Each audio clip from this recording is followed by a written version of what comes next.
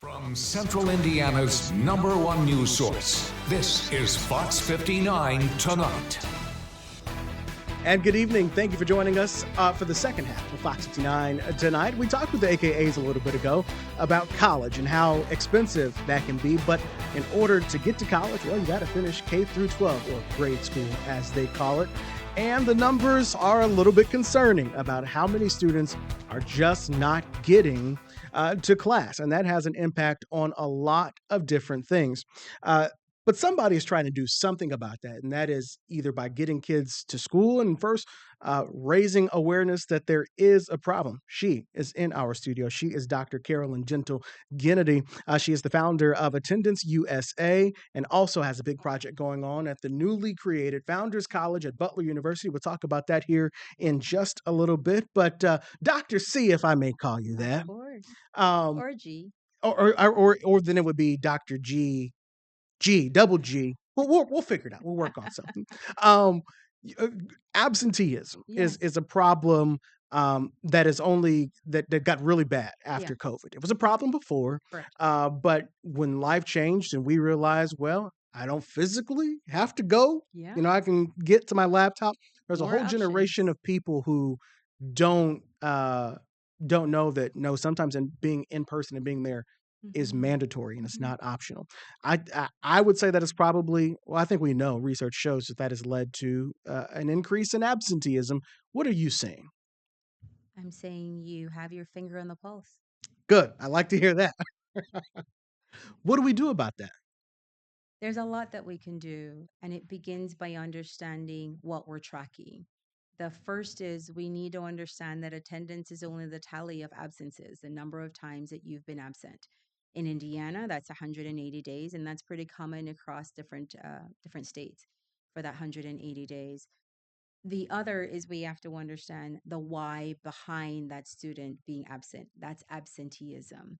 The third is to understand chronic absenteeism, which means school system track all absences, including the good ones. Hmm. Those are the ones you go to your well child visit, you go to the dentist, you go to a school visit, you go to a college visit.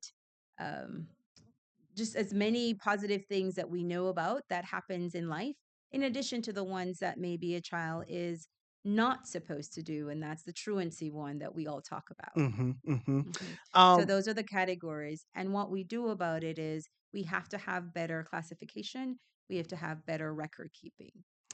Part of the problem, as you said, is record keeping Hmm. at most schools. And I'm sure it's probably all happened. You make attendance mistakes are made. I'm sure Of course. it's happened where parents like, I got a call from school that says you weren't there today. It's like, actually, no, I was there. They just there was a little boo boo somewhere. Yeah. So you have those accounting errors. The front desk at the school Hmm. usually uh, is responsible for attendance. Is that part? How big of the That's problem is that? a huge problem.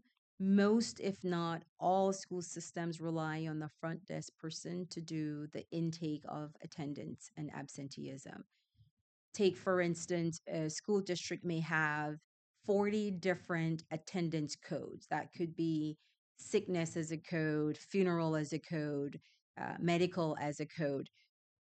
Out of all of those codes, only two are assigned to the teacher, and that's the present and absent.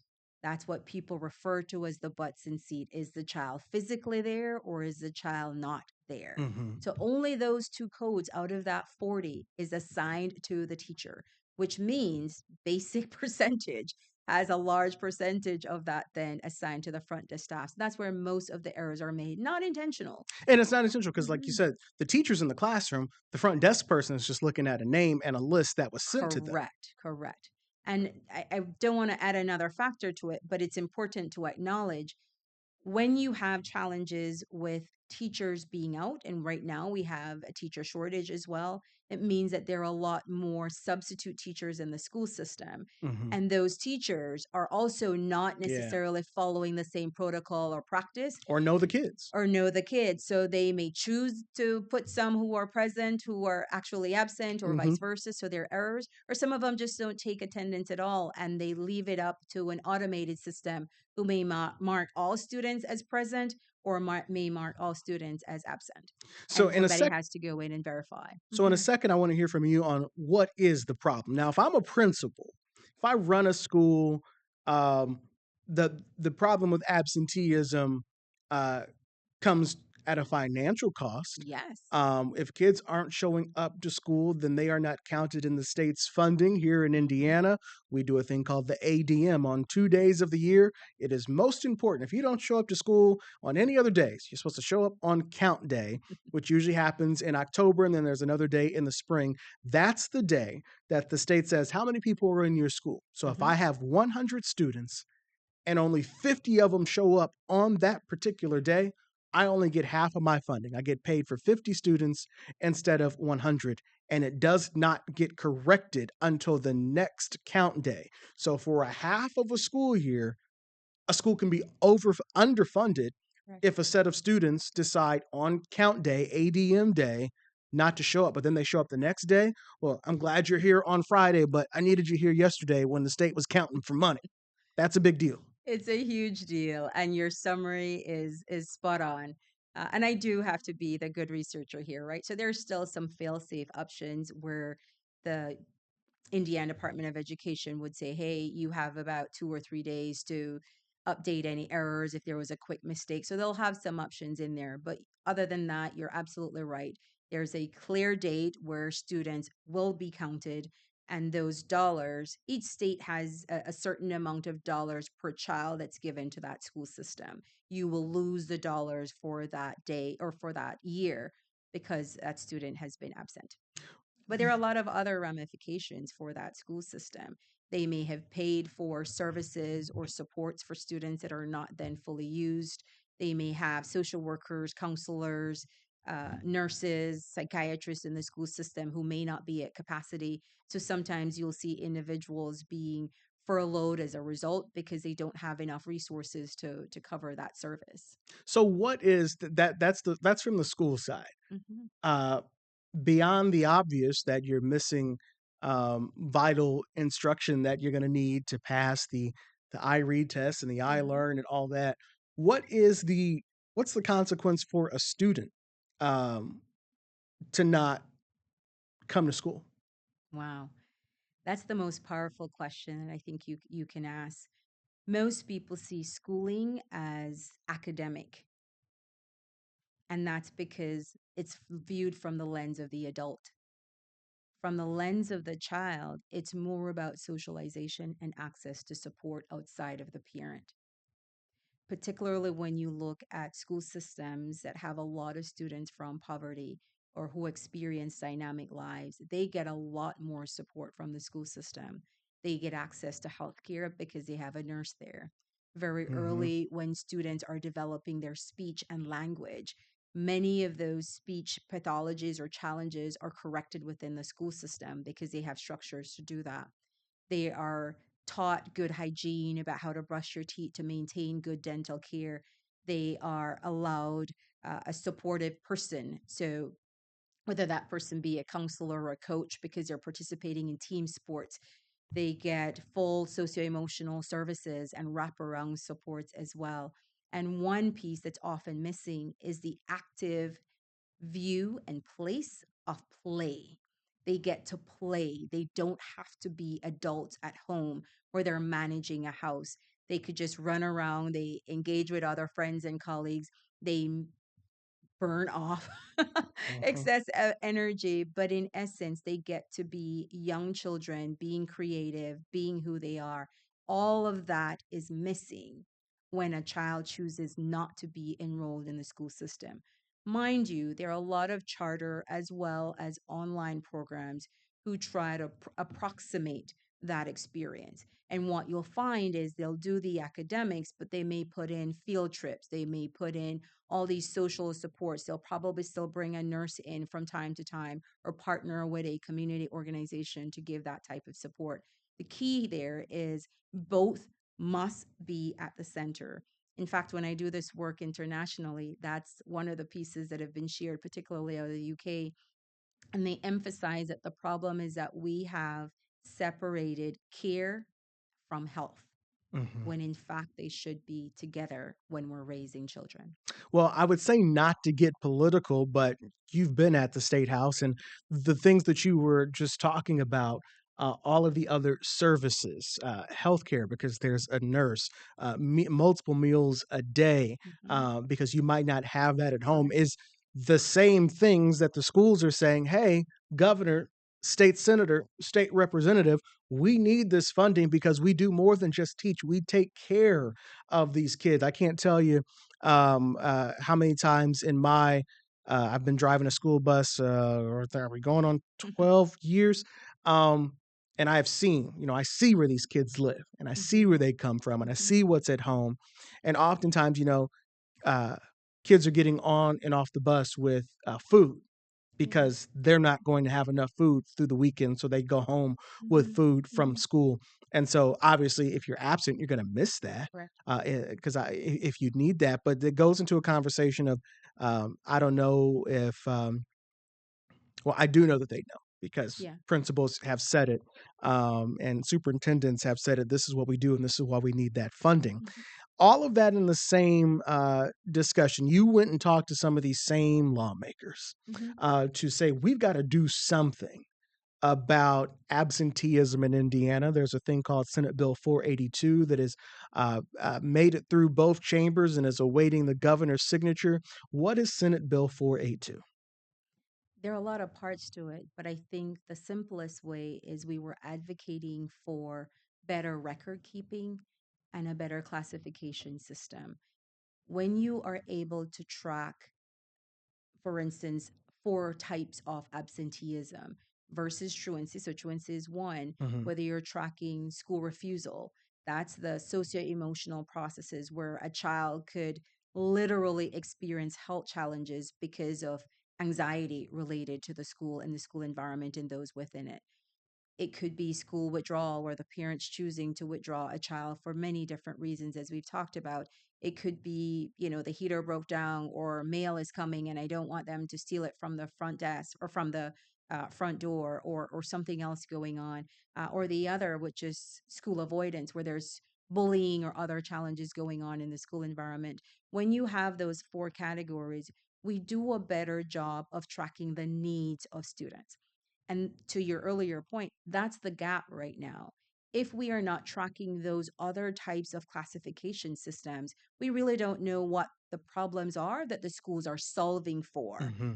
with attendance and absenteeism, and why they need these dollars to be able to cater to the child.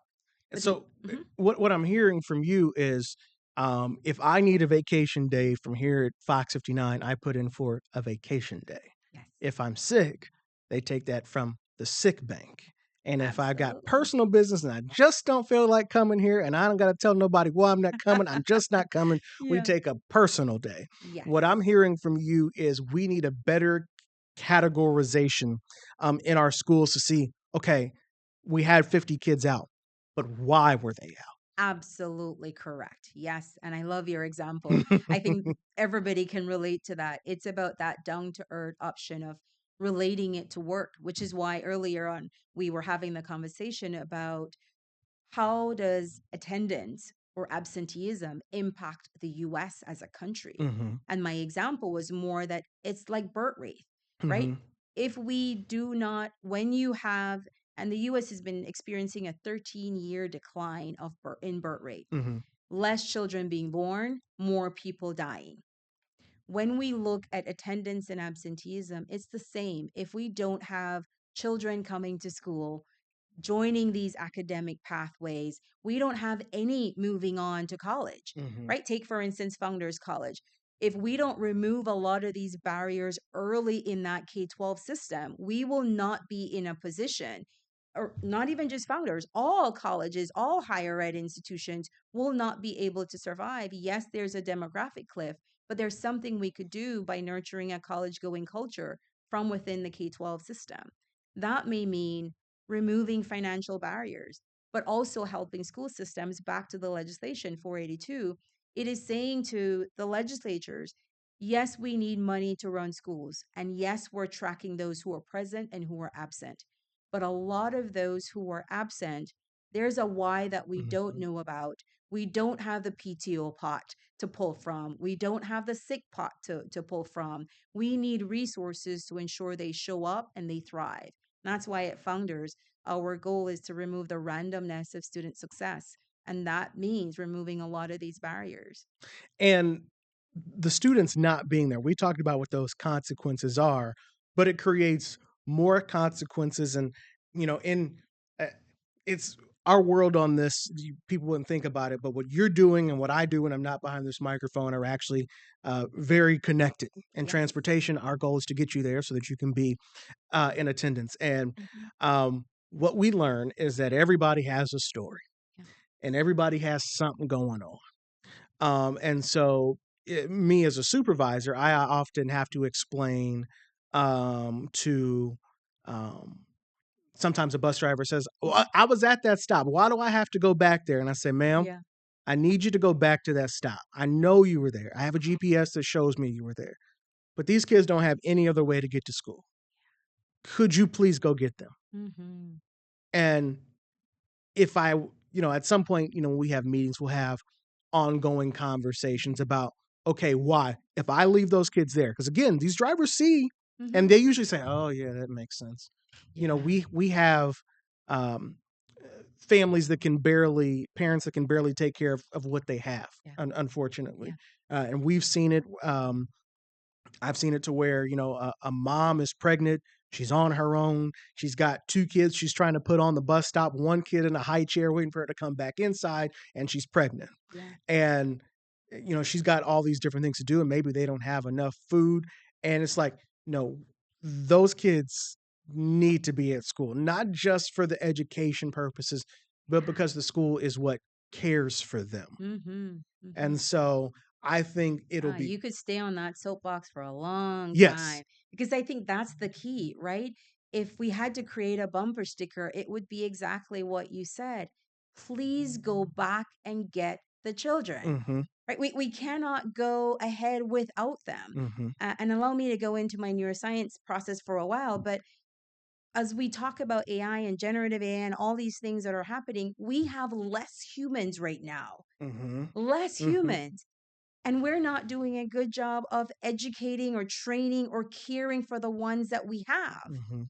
So we will find ourselves in a crisis. In fact, if we're probably already there, if I were in charge, Mhm. I Mhm. think we really need to go back and get the children. Mhm. But we also need to recognize that it's not about punitive approaches. Mhm. Punitive approaches have never worked, right? No matter how many times you want to punish a parent for a child not being there, that parent may have two or three other children. So you're Mhm. inadvertently then impacting many other Mhm. children as a result. We don't have enough prison systems to hold parents to do that.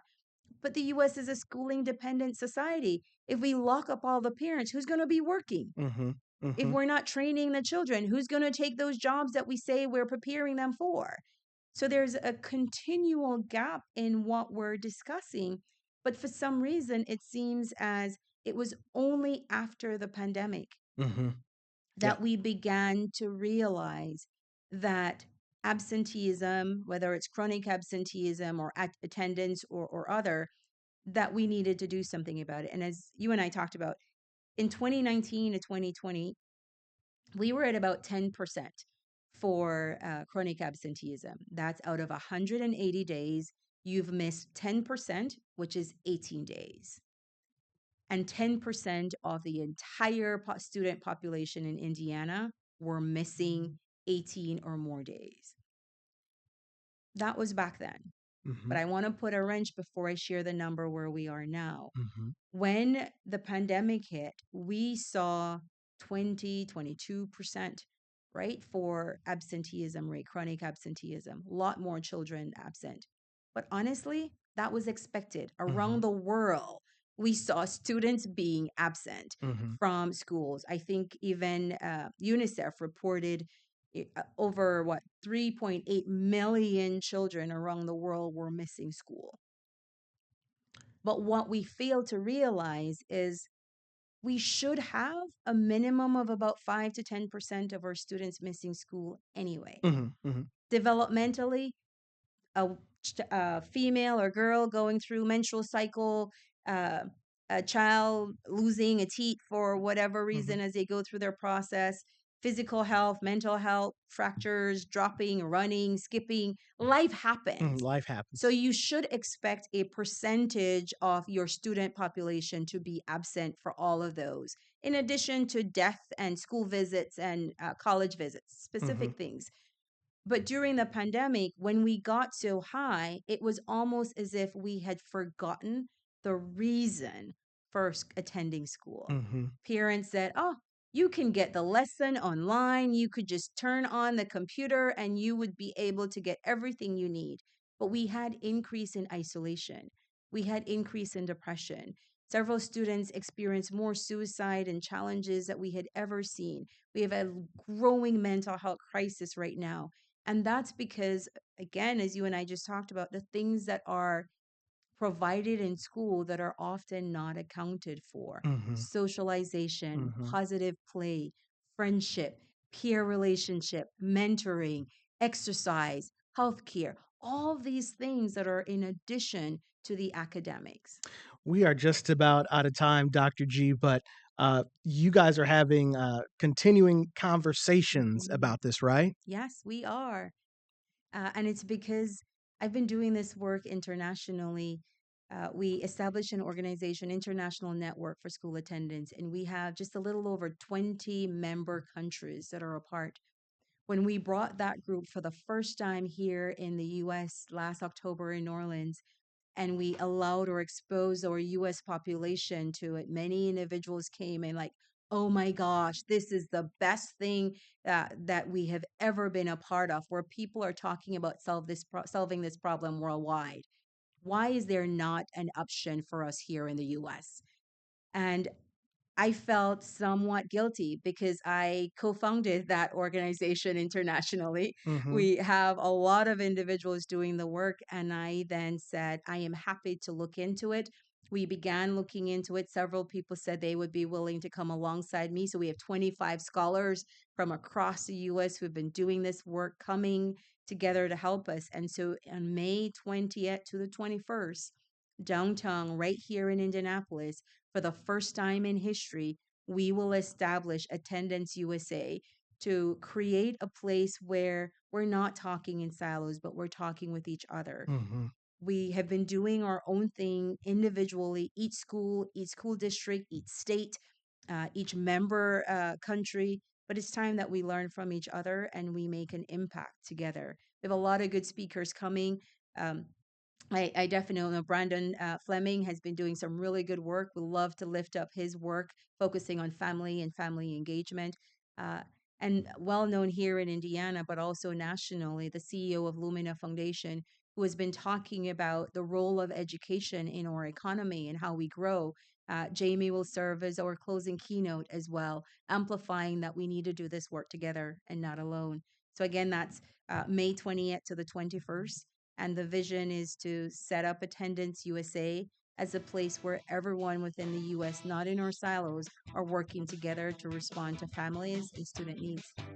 Dr. C, Dr. Double G, I enjoyed this conversation with you. So did I. Thank you. I look forward to hearing more because this is the stuff that I think politicians really need to understand when schools are asking for the budget. I think somebody said, uh, is there ever enough? What is the number? And they always want the data of the why, and this is the why. Why do you need a bus sometimes to be available in the middle of the day? Well, because I need somebody to be on standby to go back and get some kids who missed the bus. If not, they're not going to eat. They're not going to get education. The list goes on and on. So thank you for bringing this tonight. Thank you Appreciate for you. having me.